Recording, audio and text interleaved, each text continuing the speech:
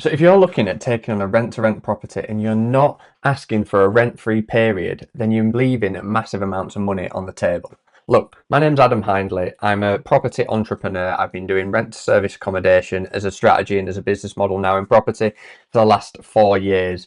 And I have negotiated some incredible deals where we've got access to a property way before the agreement actually started. And this is something that I want to help you guys understand how to do today in today's video and give you some tips and tricks on how to get properties, get access to them, get them staged, get them ready to go, get them booked before you've actually put any money down in the front end initially.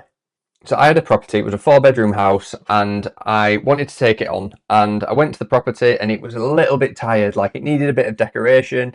The decking outside the back of the property was a bit battered and there was no furniture in it at all. It was completely empty.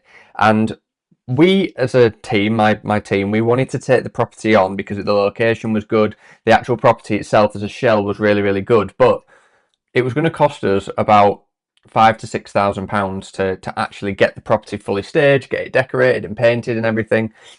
And as much as we wanted to take the property on in that state, it wasn't going to be worth the time and money because the initial investment that we were going to put into the property deal would have been too much and would have taken too long for us to get a return on our investment. So what I tried to do here was I was quite sneaky about it, because one of the key things that you've got to think about is that the landlord is going to benefit from any work that you do in the property, because the capital appreciation, that property is now worth more money. And this is a great concept to get your head around and to understand, because if you know that you're going to be able to create more value in that landlord's asset, then you can then get them to agree to the not a rent-free period. We don't use the word in rent-free, but we use a period of like a grace period so that we can get these things sorted, so that when we get the agreement up and running properly, that everyone's ready to go. And we use this exact kind of script and this exact wording when speaking to this landlord. And we got 8 weeks rent free for us to go through and paint the entire property, for us to stage it and decorate it, get the Wi-Fi installed, get everything up and running with all the bills and everything, and then fix the decking outside the back of the property as well. We also got the gardening done a little bit as well. But that 8 weeks rent free saved us around £3,000 in rental revenue that we would have had to pay out. So all of a sudden, our margins now are that much better, because when we took that property on, it only took us 4 weeks to get everything sorted and get everything done, and it was ready to go. And to be honest, we could have done it quicker as well. But because we got all these things done, we had a month then of letting the property out. We never had to put money down towards the rent, because the bookings that came in paid for that first month's rent when the contract actually started.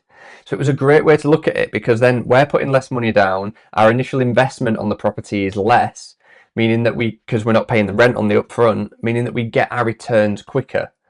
So understanding how to do grace periods, negotiate these into your deals is huge. It is massive, and it's all about the wording that you would use. Just to cut in, guys, if you are in the service accommodation space or you're looking to get into it, then we have got the school community, the Freedom Stays SA community. It is a great place for you if you're wanting to learn how to get into property, how to do the rent to rent model, and how to optimize your service accommodation. We don't just cover getting into property as well. We cover the systems that you're going to need when you actually start running and operating your property, how to market and push your property out towards longer term bookings, and as well how you systemize and scale the business, use AI, use different systems, use automation to make your business run as seamlessly as possible. Because at the end of the day, you don't want to take on another job, you want to take on an actual business that's going to work. So get yourself into the school community. You can join for absolutely free, and then you can always jump on a call with me and I can explain how we can help you systemize, grow, or even start your service accommodation business. But what I want to go through in this video, guys, isn't just telling you guys about a story of when I negotiated it. I want to show you how to negotiate this in the best way, what kind of things to think about and what kind of things to look at in terms of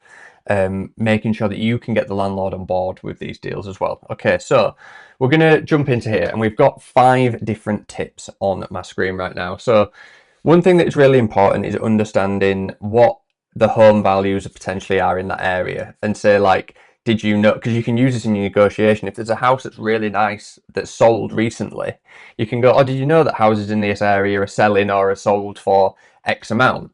And we're looking to kind of do a little bit of work to help you get it up towards that standard, so your house could actually be worth this by the end of it. that is a great negotiation tool because it's making them feel that like, oh, you're going to make more money in terms of the value of their asset. So always do a little bit of homework, and I always recommend using something like a tool Property Engine to do that. Property Engine is a great tool, and I've got other YouTube videos and stuff on how to use that to analyze areas and to analyze patches and stuff that you might be looking to invest in. So if you want more information on that, then definitely check out my channel and subscribe, and you'll be able to see all the videos on that there. The next thing, point number 2, is presenting a clear plan, a clear understanding about what you're going to do to the property. So what is going to add the extra value? So obviously in that property that we're looking at the minute, the garden at the back of the house was a right mess. It was overgrown, the decking was broken and everything. And once we'd got the gardener in and once we'd fixed the decking and painted it, it looked amazing. That back garden would have looked great. Any kind of family coming towards that property would have loved it. That is going to help increase that value a little bit more. There was some of the doors around the vanity unit on the bathroom was they're a little bit mouldy and like they'd blown up a little bit. So we just got some nice new fresh coloured doors off of from B&Q around the corner, and or Howden's or something like that. I can't really remember. And when we did that, we put them on. It looked fresh and new. That bathroom looked a hell of a lot better all of a sudden. So it makes everything work that little bit better. So go in with the clear plan, go in with knowing what you're going to do, and know what kind of the property value is going to be is really, really important. The next one is one of the hardest ones to do because you're going into it, you're not really knowing what the landlord's going to be like. I was quite lucky in this situation where the landlord was a really nice guy. He was really open to letting us the property, really open to the idea of service accommodation. But he was also really open to kind of hearing us out on what we do and what we offer and how to work together, basically. So building rapport with the landlord was quite easy. And I would say the best way to think about doing this is think about your negotiation as a blank piece of paper. You go into this negotiation thinking, right, what I want is over here, what he wants is over here. There's this blank piece of paper in the middle where we've got to mutually decide on what people want. And the best thing that you can do is start asking questions, because if you're not the one answering the questions, you're the one asking the questions, then you can do a lot of digging and you can find out the information, you can find out the key pain points that the landlord might be looking for. And then you can use that in your negotiation to get some things of what you want as well. So the landlord was saying, oh yeah, there's been a few little issues, like this paintwork needs doing, and we had some form of issue with the radiator and it's caused a little bit of a damp stain here and whatnot, and it's been really annoying and frustrating. And we were like, okay, well, when we paint the property, we can put some damp block on there and we'll make sure that area is sorted so that it's no longer an issue, and blah blah blah blah. We went through and basically I used the information that he gave me to then help my negotiations go a little bit further. So building rapport and understanding that is absolutely fine. And that kind of leads into number 4 of showing that blank piece of paper mindset that we just mentioned, what you put on that blank piece of paper is going to be mutually beneficial. Yes, it's mutually beneficial for you that you don't have to pay rent for a month, for 2 months whilst you're doing the work. That's just extra capital that's just locked up for no reason. And that's the way of the landlord obviously actually contributing towards the work that you're doing as well. So it is mutually beneficial. Their property is going to be worth more money. The work you're doing is better as well. But you've got to understand that and you've got to lay that out to the landlord in the best way possible as well.